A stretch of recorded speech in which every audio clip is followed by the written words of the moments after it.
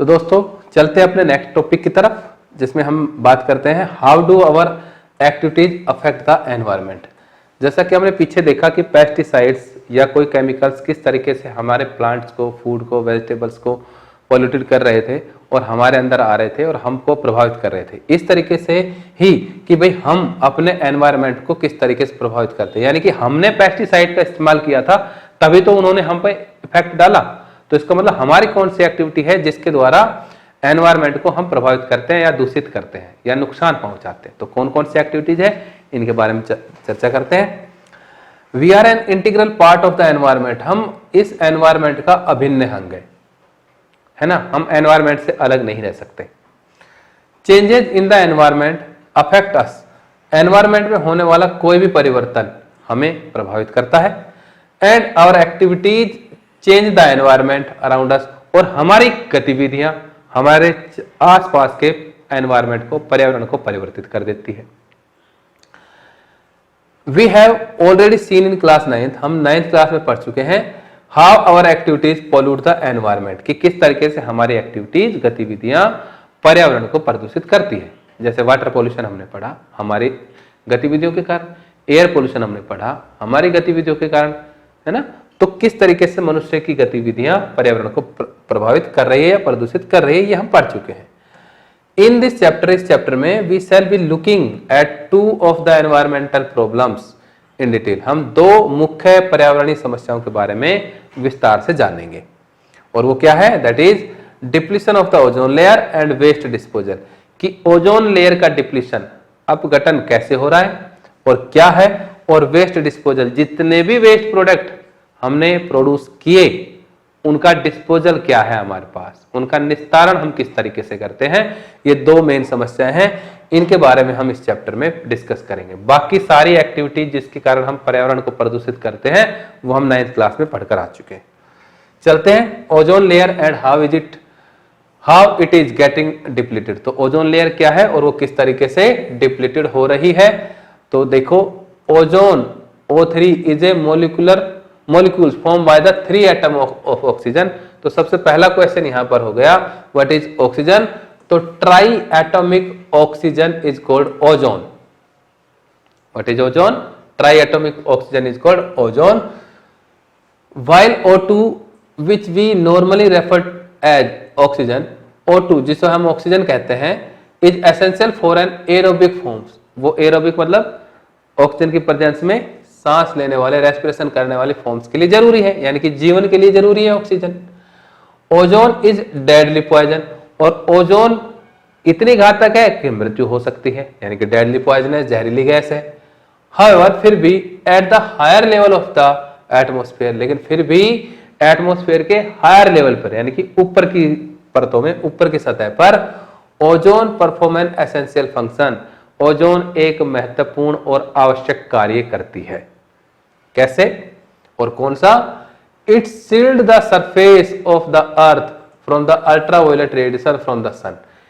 और वो काम क्या है कि ये सन से आने वाली अल्ट्रावायलेट रेडिएशन के लिए धरती पर पहुंचने को रोकने के लिए एक शील्ड बनाती है, एक परत बनाती है, एक दीवार क्रिएट कर देती है कि अल्ट्रावायलेट रेडिएशन को धरती पर आने से रोकती है। This radiation is highly damaging. ये रेडिएशन कैसे होती है? Highly damaging to organisms, living organisms को बहुत ही भयंकर तरीके से डैमेज करने वाली होती है। For example, it is known to cause skin cancer in human being. और ये मनुष्य के अंदर स्किन कैंसर भी करती है। कौन सी? हायर रेडिएशन अल्ट्रावायलेट रेज, ठीक है, high energy radiation ultraviolet rays. Ozone at higher level, ozone क्या करती है? हायर लेवल पर of the atmosphere is product of ultraviolet radiation acting on oxygen molecules. अब देखो, ओजोन बनी कैसे कि हायर लेवल पर ओजोन ऑक्सीजन का ही एक प्रोडक्ट है जो कि high energy radiation ultraviolet radiation से ही बनती है। कैसे?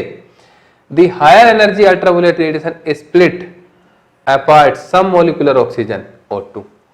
तो दोस्तों, ऊपर से आने वाली हायर अल्ट्रावायलेट रेडिएशन सबसे पहले ऑक्सीजन को, नेसेंट ऑक्सीजन जिसको आप एटॉमिक ऑक्सीजन भी कह सकते हैं, उसमें स्प्लिट कर देती है, यानी कि मॉलिक्यूलर ऑक्सीजन को एटॉमिक ऑक्सीजन में तोड़ने का काम अल्ट्रावायलेट रेडिएशन ने हायर सरफेस पे किया। First point. उसके बाद these atoms then combined with the molecular oxygen to form the ozone as shown।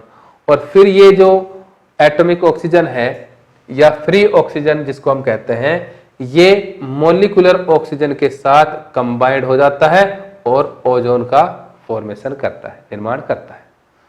तो ओजोन कैसे बनी? अल्ट्रावायलेट रेडिएशन से।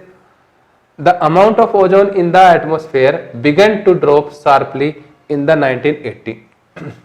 Amount of the ozone in the atmosphere, पर्यावरण में, इस वायुमंडल में ओजोन का जो रेट है, मात्रा है, अमाउंट है, वो शार्पली, तेजी से घट रहा है। कब से? 1980 से। This decrease has been linked to the synthetic chemicals like chlorofluorocarbon which are used as refrigerant and in fire extinguisher। this decrease has been linked। ये डिक्रीज क्यों हो रहा है? इसका संबंध है सिंथेटिक केमिकल, एक सिंथेटिक मतलब मनुष्य के द्वारा बनाया गया केमिकल्स जिसका नाम है क्लोरोफ्लोरोकार्बन, CFC जिसको कहते हैं, और ये यूज होता है रेफ्रिजरेंट यानी कि ठंडा करने के लिए रेफ्रिजरेटर में, इन फायर एक्सटिंग्विशर और अग्निशामक यंत्रों में, आग बुझाने वाले यंत्रों में CFC इस्तेमाल होता है ना। ये एक सिंथेटिक है और इसकी वजह से ओजोन की अमाउंट डिक्रीज हो रही है एटमॉस्फेयर में।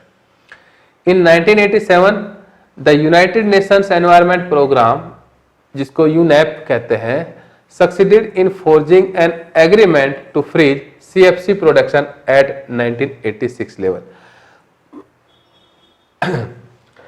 1987 में यूनाइटेड नेशन एनवायरनमेंट प्रोग्राम एक संधि है जिस पर एग्रीमेंट यानी कि संधि हुई सभी देशों के बीच में, और क्या थी? To freeze the CFC production, कि सभी देशों को अपने यहां पर CFC के प्रोडक्शन को कम करना है। और कितना कम करना है?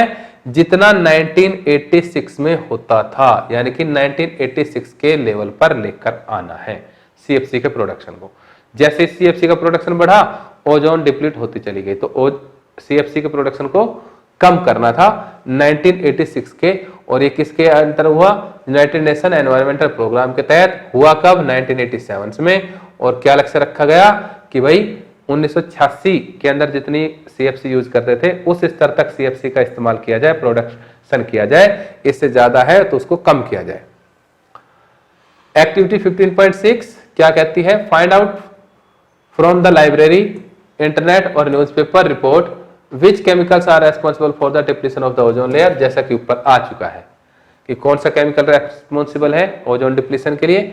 Find out if the regulations put in place to control the emission of these chemicals have succeeded in reducing the damage to the ozone layer। और ये भी आपको पता करना है कि जो रेगुलेशन, जो नियम बनाए गए इसको कंट्रोल करने के लिए, यानी कि इसके इमिशन को कंट्रोल करने के लिए, क्या वो कामयाब हुए?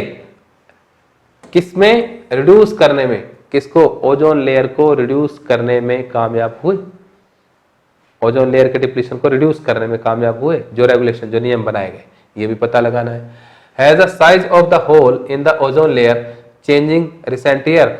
और ये भी पता लगाना है कि ओजोन होल यानी कि ओजोन लेयर का पतला होना, thinning of the ozone layer is called the ozone hole, change recent years, अभी कुछ सालों के अंदर उसमें बदलाव आया है, ये भी पता लगाना है। तो आप देखेंगे कि ओजोन होल बढ़ा है कुछ ना सालों में, कम नहीं हुआ है। मैनेजिंग द गार्बेज, तो ये ओजोन की बात थी जिसके दोनों के आंसर आपको पता ही है कि ओजोन होल में वृद्धि हुई है, ओजोन होल बढ़ा है। उसका रीजन है क्योंकि ये रेगुलेशन शायद कामयाब नहीं हुए कि ओजोन लेयर को डिप्लीट करने वाला सब्सटेंस CFC 1986 के लेवल से कम प्रोड्यूस हुआ हो। ऐसा नहीं हुआ, जिसके कारण CFC की मात्रा बढ़ती चली गई, ओजोन लेयर थिन होती चली गई, ओजोन होल बढ़ता चला गया। मैनेजिंग द गार्बेज प्रोड्यूस, अब दूसरी समस्या क्या थी कि जो भी कचरा प्रोड्यूस करते हैं उसको किस तरीके से मैनेज करते हैं। विजिट एनी टाउन और सिटी, आप किसी भी शहर या कस्बे में जाइए and we are sure to find heaps of the garbage all over the place, और आप देखेंगे हर जगह पर कचरे के ढेर। विजिट एनी प्लेस, किसी भी जगह पर विजिट करिए ऑफ द टूरिस्ट इंटरेस्ट, जहां पर टूरिस्ट यानी कि भ्रमण के जो स्थान है, and we are sure to find the place littered with empty food wrappers, और आप निश्चय ही क्या देखेंगे कि वहां पर जो फूड रैपर्स है वो बहुत अधिक मात्रा में मिल जाएंगे आपको। जैसे आप किसी पिकनिक स्पॉट पे जाते हैं, आप अपने फूड आइटम्स लेके जाते हैं, आप खाने के बाद उन रैपर्स को डस्टबिन की बजाय इधर उधर फेंक देते हैं। तो ये एक आम बात है कि आप किसी भी प्लेस पर जाइए घूमने के लिए, वहां पर ये रैपर्स, फूड रैपर्स आपको बहुत अधिक मात्रा में इधर उधर फेंके हुए मिल जाएंगे।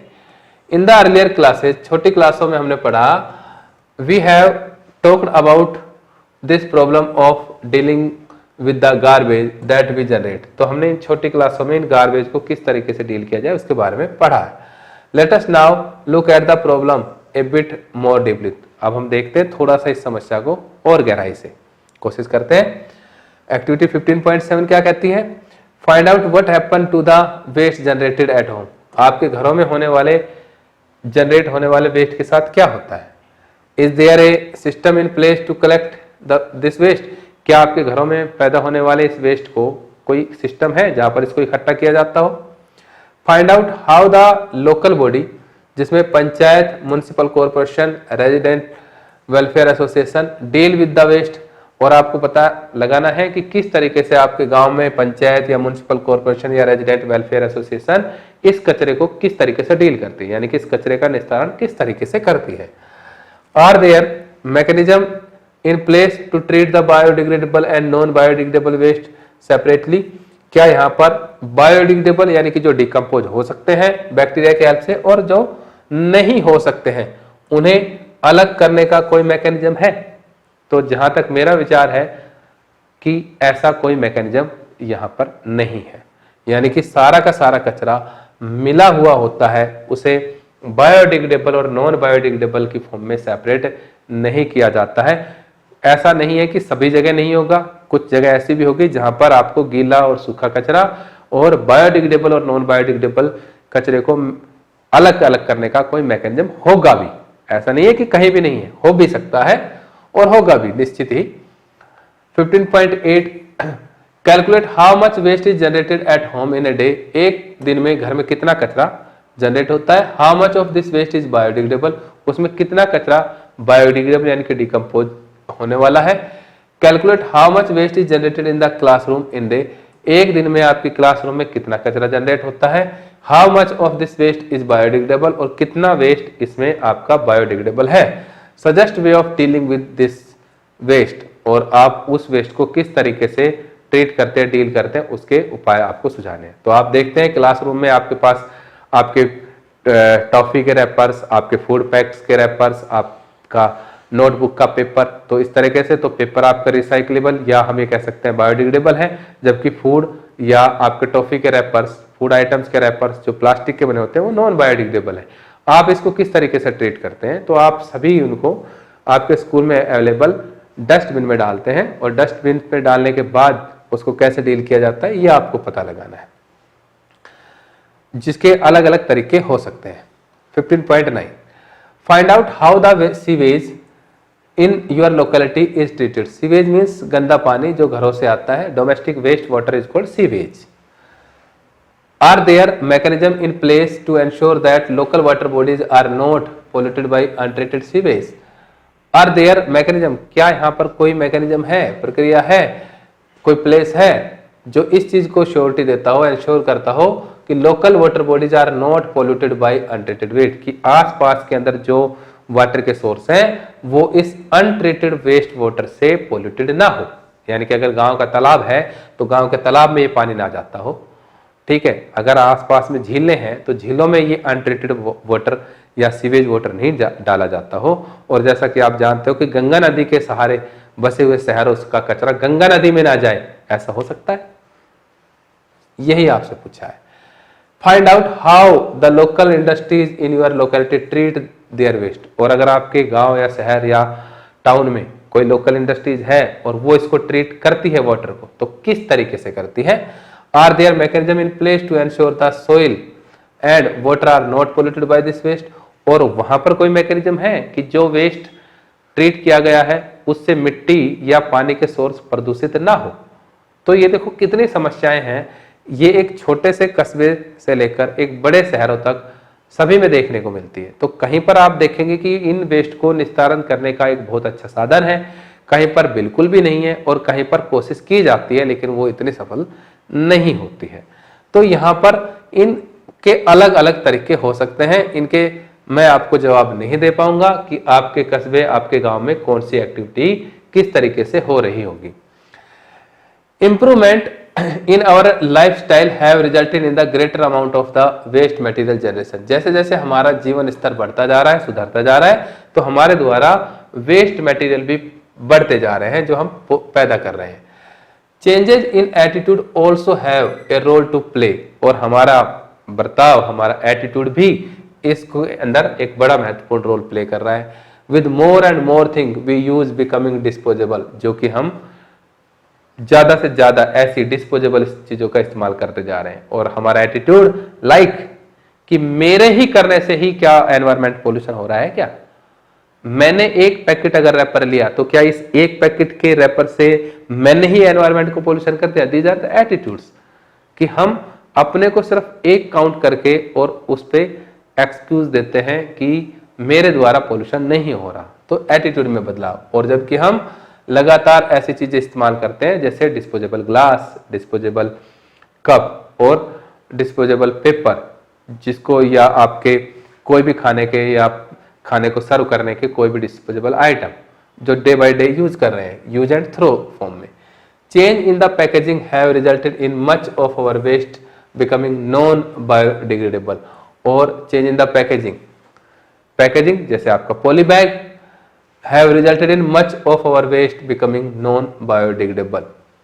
अगर हम ये पैकेजिंग की बात करें तो हमारे इसको क्या बना रही है? नॉन बायोडिग्रेडेबल बना रही है। जैसे पॉली बैग की मैं बात कर रहा हूँ, कोई भी आइटम पैक करने के लिए आप कहेंगे तो पॉली बैग सबसे पहले दिमाग में आता है, और ये नॉन बायोडिग्रेडेबल है और इस समस्या को बढ़ाने वाला है। What do you think will be the impact of these on our environment? और इसका हमारे एनवायरमेंट पर क्या प्रभाव पड़ता है, इसके बारे में सोचिए। तो दोस्तों ये ऐसी समस्याएं हैं जो हर कोई अपने आसपास फील करता है, देखता है, सुनता है और हर रोज उन पे फेस भी करता है। अब उनके सुझाव आपके अलग अलग हो सकते हैं, तरीके अलग अलग हो सकते हैं, आपके खुद के विचार हैं, किसी का प्रभावी तरीका होगा और किसी का अप्रभावी तरीका होगा। तो इन पर मैं एक पर्टिकुलर राय नहीं रख सकता हूं। मेरे विचार में इन सभी डिस्पोजेबल आइटम को कम करते रहने की कोशिश करती रहनी चाहिए, ताकि इनका उपयोग जैसे जैसे कम होगा वैसे वैसे प्लास्टिक वेस्ट या सिंगल यूज प्लास्टिक का उपयोग कम होने से काफी हद तक हम प्लास्टिक वेस्ट से होने वाले पोल्यूशन से बच जाएंगे, है ना। तो इसके अलावा और भी कुछ सुझाव अलग अलग लोगों के द्वारा हो सकते हैं। Think it over, disposable cup in the trains. आप ये देखते ही हैं ट्रेन में सबने सफर किया होगा, उसका एक एग्जाम्पल लिया गया है या एक केस स्टडी कह सकते हैं हम। If you ask your parents, यदि आप अपने पेरेंट्स से पूछेंगे, they will probably remember a time when tea in train was serve in plastic glasses which had to be return to the vendor. कि आपको अगर पेरेंट्स से पूछने पर पता चलेगा कि पहले रेलवे स्टेशन पर प्लास्टिक के कप में चाय सर्व की जाती थी, जिसे पीने के बाद वेंडर को लौटाना पड़ता था। The introduction of disposable cup was hailed as a step forward for reason of hygiene। अब क्योंकि हमने उस कप को लौटाया था तो वो एक हाइजीन नहीं रहा, क्योंकि वेंडर पे हम ट्रस्ट नहीं कर पा रहे थे कि वो उसको साफ करता होगा। तो ये हाइजेनिक या एक साफ सफाई या स्वास्थ्य संबंधित इश्यू हो गया था, तो इसको बदल दिया गया और एक कदम हम आगे आए। क्या? No one at the time perhaps thought about the impact caused by the disposal of millions of these cup on a daily basis।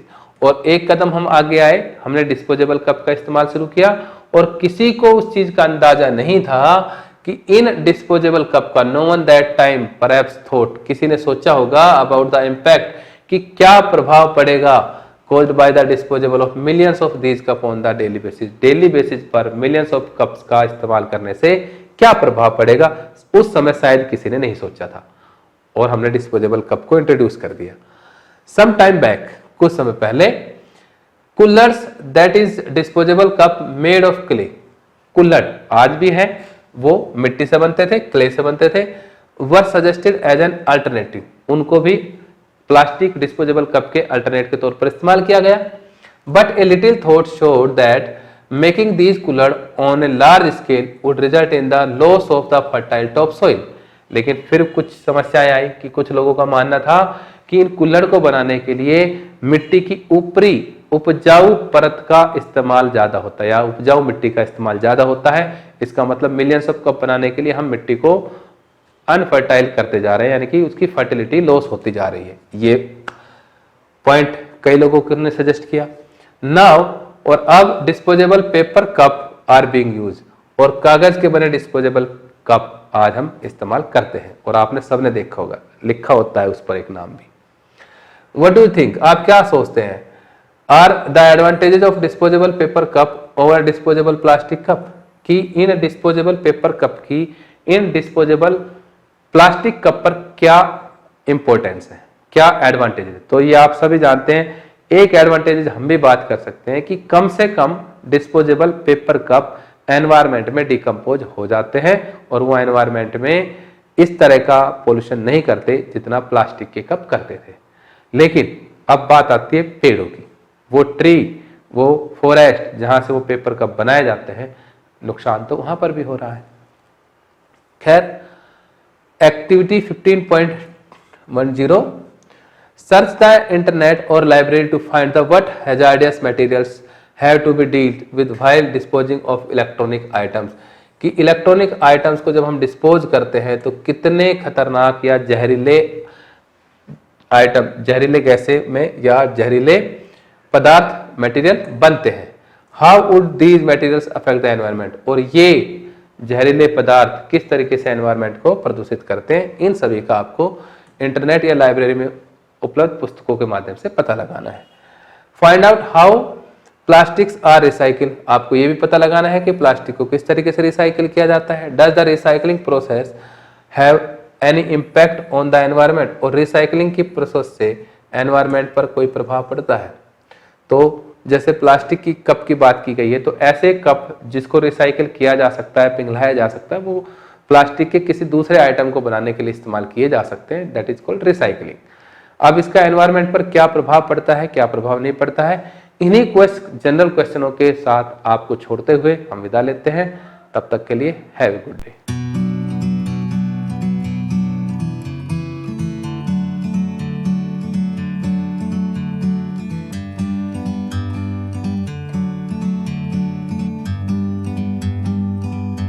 Like a bird on a tree,